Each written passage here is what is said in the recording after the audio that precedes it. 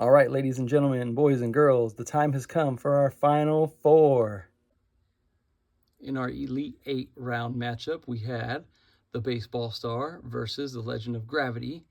And our winner is the Legend of Gravity advances to the Final Four. In the bottom of that Elite Eight bracket, we had Karate Kakapo versus I Have a Superpower. And the book that advances to face the Legend of Gravity in the Final Four is Karate Kakapo. On the other side of our bracket in the Elite Eight, we had Players in Pigtails versus Family Huddle. The book with the most votes that advances to the Final Four is Family Huddle. In the bottom of this Elite Eight bracket, we had The Babe and I versus Randy Riley's Really Big Hit. The winner is The Babe and I to face Family Huddle in the Final Four. All right, the Final Four is set. Please don't stop voting, and let's find out who makes it to the championship game and then who is our champion in the end. We only have 3 more videos to go, so we're getting close. All right, our next video, our first Final Four video is The Legend of Gravity versus Karate Kakapo. Enjoy. Today I'm reading The Legend of Gravity, A Tall Basketball Tale by Charlie Palmer. I've heard you young folks talking about who is the best basketball player to ever grace the court, like that King James someone or other. He's not too shabby, but have you ever heard of gravity? No, not gravity, the centripetal force pulling us to the center of the earth. I'm talking about gravity, the greatest ball player to ever lace up a pair of sneakers. Never heard of him? Well, pull up a chair and let me bend your ear for a minute with the Legend of Gravity. One sunny afternoon in June, the 29th to be exact, Liquid was in the middle of one of his lessons, trying to teach a new move to Sky High and left to right. Now, old Liquid was talking, dribbling faster with his mouth than with the ball. He hated to be interrupted, but that's when this lanky, knobby-kneed, kind of awkward new kid strolled onto the playground court. He wore baggy shorts hanging down to his knees, and he had waves so tight it would make you seasick. He asked if he might join us in a 3-on-3. Liquid, a bit fed up with the audacious interruption, tossed the ball at the new kid. The boy caught it as though it were an intended pass rather than an outright assault. He spun it on his finger, dribbled it between his legs, then proceeded to run circles around left to right and Liquid, and leaped gracefully into the air over Sky High. Now, Sky High wasn't called Sky High for nothing. When he jumped, he looked like he could touch the clouds. But this new kid cleared Sky, flipped the ball behind his own back, threw his legs, and kept going. Everyone stood there for a moment with their mouths hanging wide open. When he snapped out of it, Sky sputtered, He's on my team." Since the ball we were playing with belonged to Sky, no one bothered to argue. "What's your playground name, man?" I asked. "I don't have one," said the boy. "Everybody needs a street name, said Liquid. "They call me Liquid because I'm so smooth. And we call him left to right because you never know where he's going." "Why don't we call him Orbit because he jumped into space," said Sky High. "No, I got it," I said. "He leaped so high that he looked like he was never coming down, like he defied gravity or something. Why don't we call him Gravity?" Too Tall Thompson agreed. And that's how Gravity joined our playground team, the Eagles.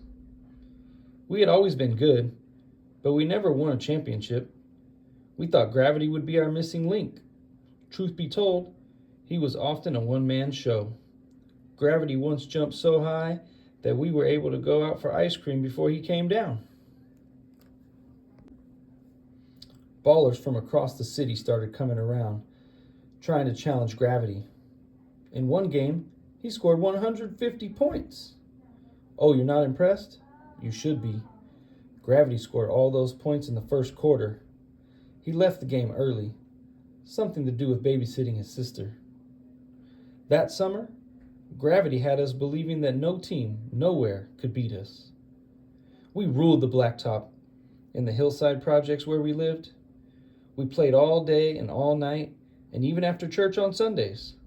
Some days, we walked, rode bikes, or took the bus so we could go to other courts in other neighborhoods and beat other teams. Our winning streak got longer as the summer was coming to an end, and everyone was looking forward to the best of the best, Milwaukee's biggest and baddest pickup basketball tournament. Although we had dreams of winning it one day, we never believed we could, not until we had Gravity. The weekend before the best of the best, we had a team meeting to work out a strategy. In 5 seconds flat, we agreed our only hope was getting the ball to Gravity and letting him do the rest. And sure enough, Gravity was amazing. Dribbling behind his back, between his legs, and even off the backboard. Gravity made plays no one had ever seen before. He ran the offense like magic, lobbing passes from out of nowhere and leaving us shocked to find the ball in our hands for an easy layup. He was turning every game into a highlight video. Gravity's legend grew from Friday to Saturday as we plowed down one team after another. Thanks to Gravity, we made it all the way to the finals on Sunday. Of course, the Eastside Flyers made the finals too, like they had for 10 years in a row. From Park Lawn to West Lawn, Garfield Park to Mayflower Court, the Flyers were the best b-ballers in the whole city. Yusef Spider Woodruff had hands so quick you'd swear he had 8 of them. The point guard, Martin the Hawk Overstreet, was only 12 and already been scouted by the pros. And then there was Benny the Jet Street. He was the Flyers' one-man fast break machine. We once watched Richard Deepwater Brown put away 14 threes in a single half. Their center, Lyle the Giant Harris, stood 6 feet 7 inches tall. On game day, it seemed the whole city had come to watch. The Flyers formed a circle, piled their hands on top of one another, and said, 1, 2, 3, victory! We were so intimidated, we decided to do the same. So we huddled up on the sideline and said our obvious, 1, 2, 3, gravity! At first, the Flyers matched us point for point. As I went for a layup, Lyle the Giant slapped my shot into the opposite direction, and the Jet scored 2 points with a short jumper. On our next trip down to the court, left to right tried to fake a pass to me, but the Spider stole the ball and scooped past it to the Jet for another jumper that dropped through the net with a swish. The next time we got the ball, Gravity decided to take control. When the Flyers surrounded him on defense, Gravity zipped a pass to Sky High, who drove to the basket but ran straight into the Hawk. The referee whistled a foul charge against us. By halftime, we were tied 42-42, and Gravity was out of breath, exhausted. We needed a different strategy to win. Gravity never talked much. His game did all the talking for him. But what he said to us that day not only changed the game, it changed our lives. I can't win this game, Gravity said, but we can. He looked at Liquid and said, man, you flow like water. It's time for you to turn on tap full blast. Gravity moved to Sky High. You have hops like no other guy on the court. Why aren't you flying to the basket?